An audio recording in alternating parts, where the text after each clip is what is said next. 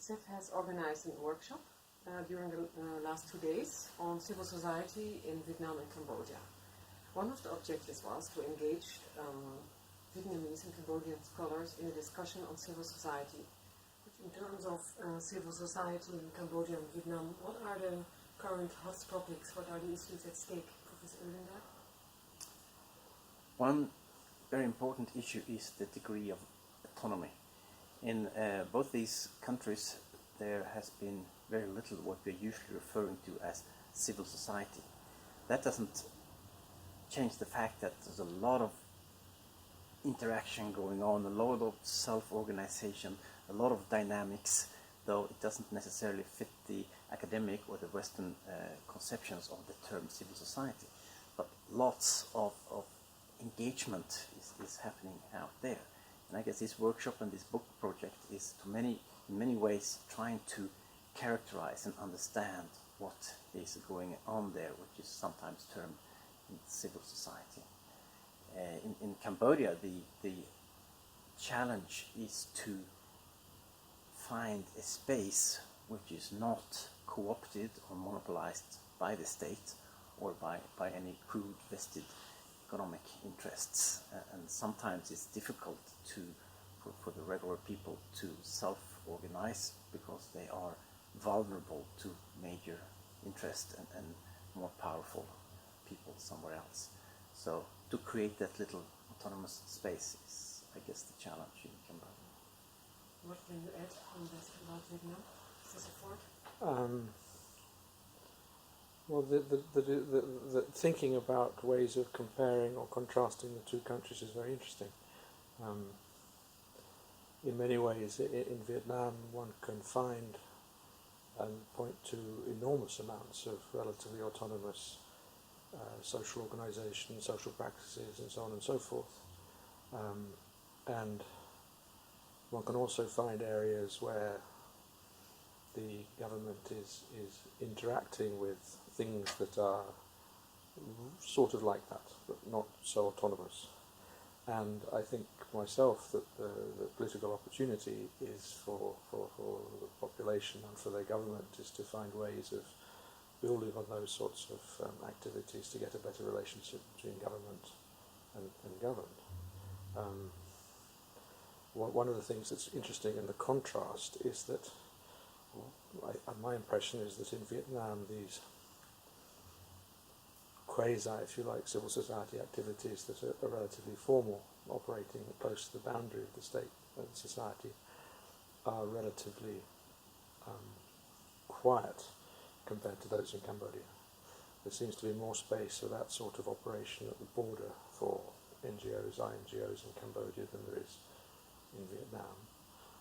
But there's a lot of that sort of activity in Vietnam, so that for them often the problem in their advocacy activities is the realization that because of the big political problems of corruption and other areas, their advocacy doesn't lead to much in the way of specific results, which pushes the discussion into broader political questions. So the contrast between the two, the comparison is very interesting, especially given the one could call historical tensions between the two countries. So that's quite fun. Would you both say that you're optimistic about the development of a civil society in both countries? In Vietnam, I think that the development of the civil society is a done deal. It's there. Vietnamese organise an enormous amount. The question is not so much that as the relationship between those sorts of social activities and government. And given that government seems to be moving, if you like, rather slower, I end up thinking that it is the government that is under pressure to find ways of engaging with its population who are doing all these interesting things. So the question is not then the problem of the development of civil society per se, but the development of a position for civil society within a better governed country, which is interesting. And if they can get there or not, it is hard to predict. It's politics. Yeah, since some time there's been lots of space for the civil society to develop, and it has developed in very different ways, often under very strong international influence. In a way, the situation is similar to Professor Fforde just said, that the state has reformed, and now it's partly up to the civil society to grab the opportunity to interact with the state. And the state also needs the civil society as a partner in development, because the development needs in Cambodia is huge. So there's a mutual dependence there, but that is of course a positive scenario, and it could go in many different ways, where a more authoritarian approach may be applied from the side of the state eventually, but that remains to be seen. Let's get back shortly to the workshop.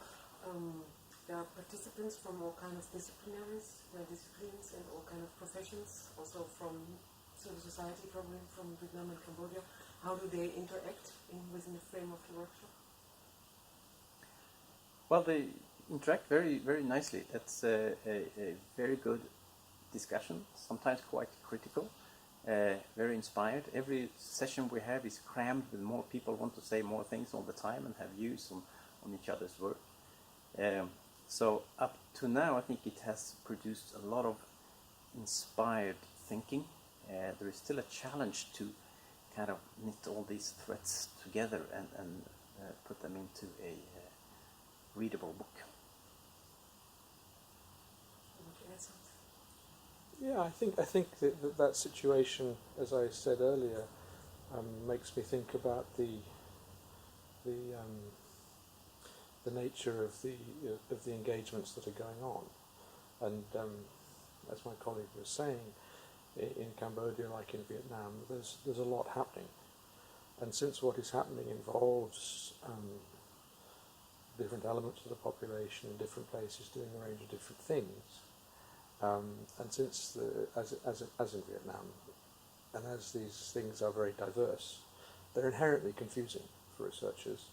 And so what tends to bring people from different disciplines together is the sort of sense of confusion or whatever in confronting their empirics and their data. And and research that is platforming on quite a good engagement and is dealing with something that's dynamic and complex tends to push people to like talking to people of different disciplines and different perspectives and so on, which I think is good because it's a reflection of what's going on, but it also reflects the ability of the people who conceived of the conference and are managing it and are responsible for it. It shows that they've taken the right position. I mean, for example, the way it's been organised is that we're not actually presenting papers. Each person who has delivered a paper has to sit and listen to comments from two other people, and then there's a discussion. And therefore that is designed to create more discussion, more to and fro in arguments and so on, and keeps coming back very often, I think you'd agree, to a discussion of empirics. What's actually happening here? Oh, what's actually happening there? What possible meaning might that have? I think that's very healthy. Could you briefly mention some insights from the workshop? Yes, we're right now about to wrap up the workshop. It's been two and a half very productive days. It's been very stimulating, lots of perspective, lots of insights. There are also unusually many papers that are actually written and presented, so there are substantial arguments and substantial views that are being presented. The workshop has so far been very invigorating. What remains to be done is to wrap it up and kind of come to a conclusion on how to move to the next step with all these insights. That's how I describe it for now. And has the objective to engage the Vietnamese and Cambodian scholars been achieved? Yes, to a certain extent. I mean, Vietnamese and Cambodian and other scholars from various places. It's not a finished process. The process goes on, and it will eventually result in a book, and I'm confident that it will be a very important book with lots of good products and good chapters inside. When is it going to be published? That I think the editors have to answer. I would say that it will be maybe a year from now it will be on the market. Mm-hmm. And what kind of difference is this book going to make, Mr. Fforde? Very hard to say. It's of the nature of these discussions about civil society that these things mean different things to different people. I mean, one of the things that struck me about the conference is the intensity and depth of the engagement across different dimensions between researchers working in different places and in different ways on a topic that is dynamic and which involves a lot of disagreement, because in many ways the civil society debate is highly political, and in a political discussion you tend to get a lot of disagreement. And the ability to manage that level of texture, that level of involvement, and those sort of discussions shows how your organisation has a relative proximity to those processes and those interests. That I think is relatively unusual. I think that posing the issues as political is something that both suits, from what we can see, what's going on in both countries, and is also supported by the members of the workshop, the conference, who are coming from those countries.